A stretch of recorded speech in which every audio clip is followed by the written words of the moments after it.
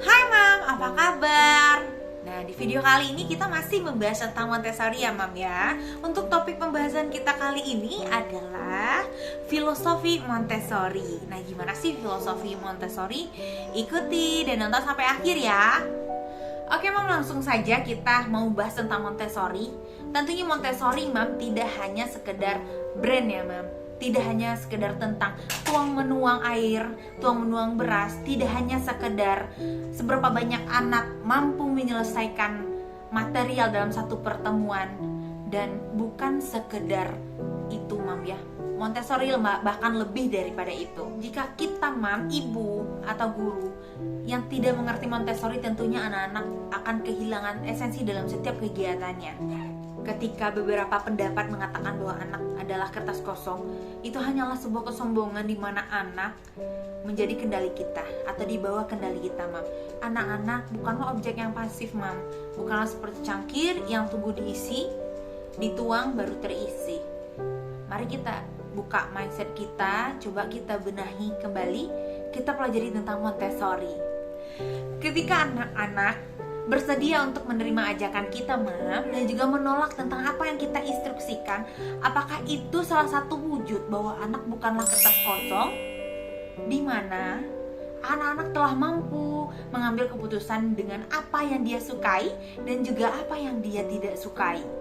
Oke Mam, ketika anak kita belum bisa mengekspresikan sesuatu, mengatakan sesuatu, kita tetap Mam untuk memberikan materi kepada anak kita. Misalnya dengan membacakan doa atau menirukan ekspresi bahagia, sedih, terkejut, tertawa. Nah, dengan itulah lambat laun ketika anak sudah bisa mengekspresikan, dia bisa memberikan ekspresi, wah ibu saya lagi bahagia, wah ibu saya ketawa, wah ibu saya sedih. Nah, anak mengerti tentang itu. Oke Mam, kita lanjut di mana kita bercerita sedikit tentang sebuah kelas Montessori, satu kelas Montessori di mana ada beberapa anak yang salah satunya tidak menguasai materi apa yang telah diberikan oleh guru. Anak itu tidak menyukai materi itu. Apa yang harus kita lakukan sebagai guru atau ibu Mam?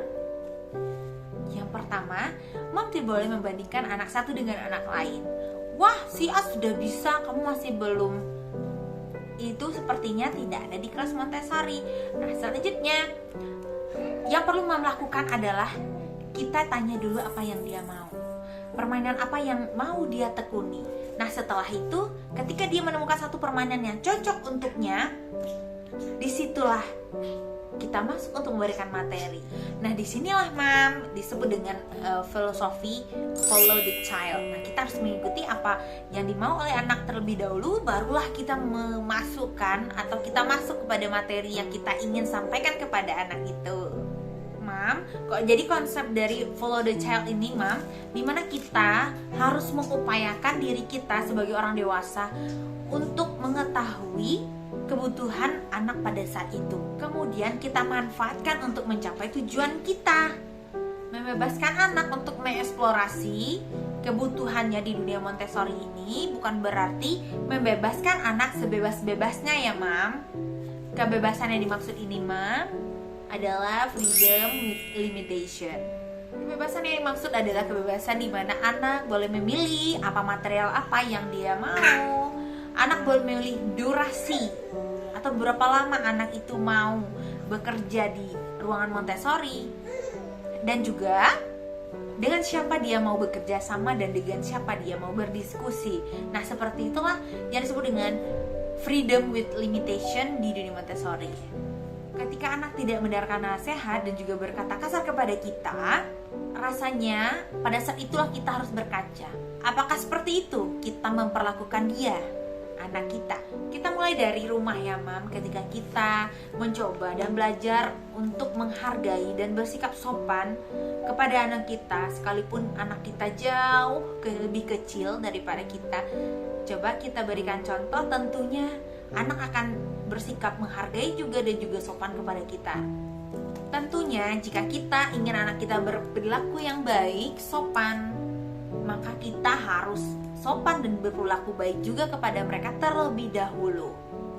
Wujud rasa menghargai itu, Mam, ketika kita mendengar anak kita berbicara, ketika mendengar anak kita untuk menceritakan apa yang dia rasakan pada saat itu, hal itulah adalah salah satu wujud menghargai untuk seorang anak. Agar kita mengetahui apa yang dia butuhkan pada saat itu, kan untuk memuaskan nafsu kita sesaat, dimana kita selalu menasehati anak kita. Ada waktunya, Mam, kita mendengarkan nasihat anak atau cerita anak. Nah, disitulah tertanam sedikit demi sedikit konsep menghargai. Nah, bagaimana cara lainnya, Mam, untuk menunjukkan kepada anak bahwa kita menghargai dia? Salah satunya adalah dengan menciptakan ruang dan juga meja atau rak permainan yang sekuran dengan tubuhnya. Nah, maka dari itu dia merasa bahwa dia dihargai dalam lingkungannya pada saat itu, yang memang diperuntukkan untuk dia. Tidak ada kegiatan yang tidak bermakna di lingkungan Montessori, Mam. Bagaimana tidak? Kegiatan yang sangat sederhana sekali. Contohnya saja, tuang menuang air dari wadah satu ke wadah yang lainnya. Bagaimana caranya tidak tumpah? Hal ini, kata kegiatan ini adalah salah satu kegiatan untuk melatih otak tangan anak. Kegiatan untuk menyinkronkan antara pikiran anak dan juga tangan anak, antara otak dan juga tangannya. Selain itu juga melatih konsentrasinya. Nah, disinilah karena konsentrasi inilah yang sudah terlatih, anak mampu duduk manis untuk fokus menghadapi atau melaksanakan kegiatan yang ada di depannya. Bagaimana dengan kegiatan sendok menyendok, Mom? Apakah ada hubungan dengan matematika atau melatih anak untuk belajar matematika, untuk menemukan konsep atau rumus? Bagaimana tidak? Ketika anak diinstruksikan untuk memindahkan sebuah makaroni dari satu wadah ke wadah yang lain dengan ukuran yang sama, apakah ini menjadi salah satu konsep untuk anak mengetahui pembagian bilangan genap?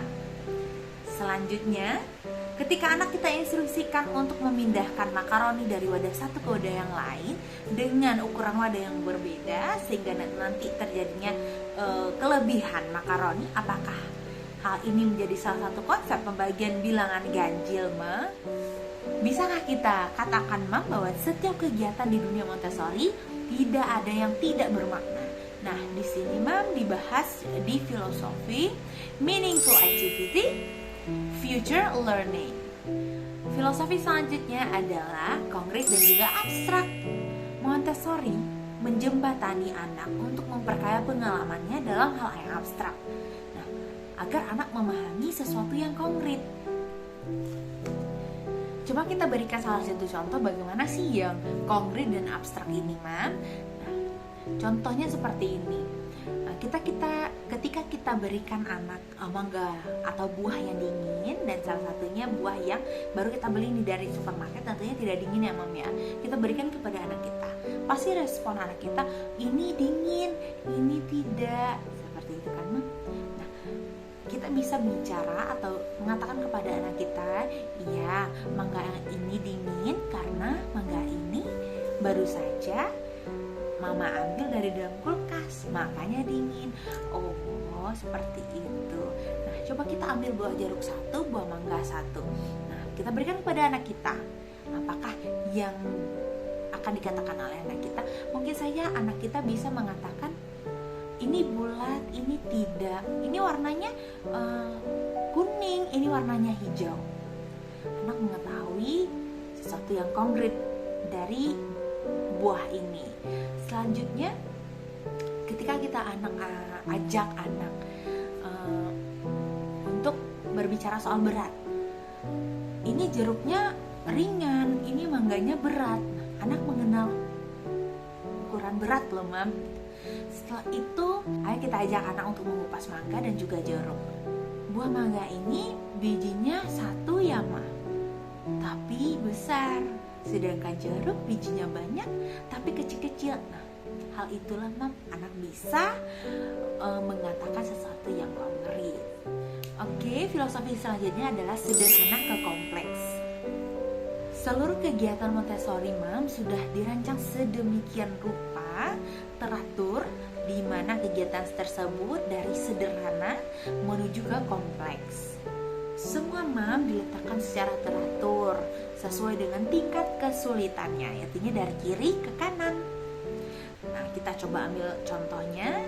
Di sebelah kiri ini ada kegiatan tuang menuang air dengan wadah yang sama. Oke, nah di sebelah kanan kita lebih kompleks lagi, tuang menuang air juga dengan wadah yang berbeda, dan kita berikan pembatas untuk airnya, Ma. Apa fungsinya pembatas ini? Melatih konsentrasi anak bagaimana caranya air itu tidak tumpah. Nah, seperti itu. Dan juga dengan wadah yang berbeda. Nah, ini juga melatih emosi dan juga konsentrasi anak ya, Mam ya. Nah, dengan hal inilah, Mam, setiap harinya atau setiap kegiatan anak memiliki tingkatan atau peningkatan kemampuan seperti itu. Nah, sehingga, Mam, ketika anak menemukan suatu kegiatan yang belum dia pernah garap, dia akan memahami, wah, berarti kegiatan ini harus ada pemahaman yang harus saya kuasai di material ini. Filosofi selanjutnya adalah penguasaan materi yang maju dan juga mundur. Setiap anak, Mam, tidak dapat disamakan setiap kemampuannya. Nah, di Montessori, Mam, tidak bisa disamakan si A kepandaiannya seperti ini harus sebanding dengan yang ini meskipun seumuran. Tidak ada istilah keterlambatan atau terlalu cepat, Mam, karena setiap anak memiliki kecepatan yang berbeda-beda. Kita boleh membandingkan kemampuannya, Mam, dengan kemampuannya yang sebelumnya. Tentunya tidak dengan kemampuan teman-teman lainnya. Oleh karena itu, agar anak mampu untuk memiliki satu tingkatan kemampuan, kita boleh untuk mengasahnya dengan memberikan material-material yang membuat dia termotivasi untuk mengetahui material selanjutnya. Kita lanjut ke filosofi selanjutnya, Mam, adalah filosofi self-correction. Nah, di filosofi ini, Mam, bagaimana caranya anak tidak terintimidasi dengan apa yang dia lakukan atau kesalahan kecil apa yang dia lakukan, sehingga anak mampu untuk bekerja secara jujur dan juga rileks serta bahagia. Oke, kita berikan contoh di satu kelas Montessori, Mam. Ibu guru memberikan beberapa soal yang sangat mudah sekali, apalagi kita untuk dewasa sangat mudah sekali ya, Mam ya. Tentunya tidak untuk anak-anak. Nah, di sebelah kanannya ini, Mam, ada beberapa contekan. Nah, ketika anak-anak mengerjakan soal, kenapa anak-anak tidak mau untuk menconteknya? Apabila anak terintimidasi, Mam, takut salah, takut dimarahi dan dinasehati panjang, tentunya anak-anak akan melihat contekan yang di sebelah kanan. Next, filosofi selanjutnya adalah penggabungan usia. Nah, di kelas Montessori, Mam, tidak sama dengan sekolah konvensional di mana di satu kelas memiliki murid yang dengan umur yang sama atau seumurannya, Mam ya. Nah, di kelas Montessori ada beberapa pembagian umur. Tentunya kita coba ambil di kelas anak-anak aja ya, Mam ya. Dari umur 1,5 tahun sampai 3 tahun itu berkumpul di satu kelas yang sama. Selanjutnya dari umur 3 tahun hingga 5 tahun itu berkumpul juga dengan satu kelas yang sama. Dengan memberikan satu kepercayaan kepada anak yang lebih besar sebagai asisten kita untuk membantu yang lebih kecil. Nah, hal ini perlu juga diperhatikan, Mam. Memberikan instruksi kepada anak yang lebih besar ini untuk tidak terlalu aktif atau tidak terlalu mendominasi anak-anak yang lebih kecil. Kenapa? Agar anak yang lebih kecil juga merasa nyaman di kegiatan atau di kelas Montessori. Karena logika saja ya, Mam ya, ketika ada anak-anak yang lebih jauh dari pintarnya dari kita, selalu ikut campur dengan kegiatan kita, mungkin kita sendiri juga merasa tidak nyaman. Begitupun juga anak, tentunya seperti itu. Oke, selanjutnya adalah penggunaan kata word. Nah, biasanya digunakan seperti ini. We are going to word the acting tower. Sepertinya biasa ya, Mam, didengar di lingkungan Montessori, di mana kata word digunakan bukan play, di mana kata bekerja yang digunakan bukan bermain. Walaupun begitu, Mam, kita tidak bisa saja untuk menggantikan artian dari bahasa Inggris ke bahasa Indonesia. Nah, di mana kata belajar ini, Mam, sangat ditakuti oleh beberapa anak atau tidak disukai. Nah, Oleh karena itu, bagaimana caranya ketika kita berkata belajar, anak-anak malah suka, seperti membayangkan belajar ini bermain gitu. Jangan ragu Mam untuk mengatakan belajar kepada anak agar anak mengenal bahwa belajar itu menyenangkan. Filosofi yang terakhir Mam adalah berkolaborasi bukan berkompetisi. Tugas anak di bawah 6 tahun Mam mencoba untuk mempercayai lingkungannya, mencari pengalamannya sebanyak mungkin, mengeksplorasi semua yang ada di lingkungannya. Tugas kita sebagai ibu Mam membantu anak kita untuk mencapai kebutuhannya. Jika kebutuhan anak atau kebutuhan dasar anak belum terpenuhi dan kita sudah mengikutkan dalam sebuah kompetisi, anak akan berpikiran bahwa kemenangan adalah yang utama. Dan anak juga berpikir apapun bisa dilakukan untuk mencapai hasil akhirnya. Nah, sebaiknya Mam kita kokohkan dulu untuk kebutuhan dasarnya. Setelah itu baru kita beranjak ke kompetisi. Sebagian ibu khawatir dengan masa depannya, apakah anak kita mampu untuk berkompetisi nantinya. Kita balik lagi Mam, di dunia kerja apakah yang kita perlukan?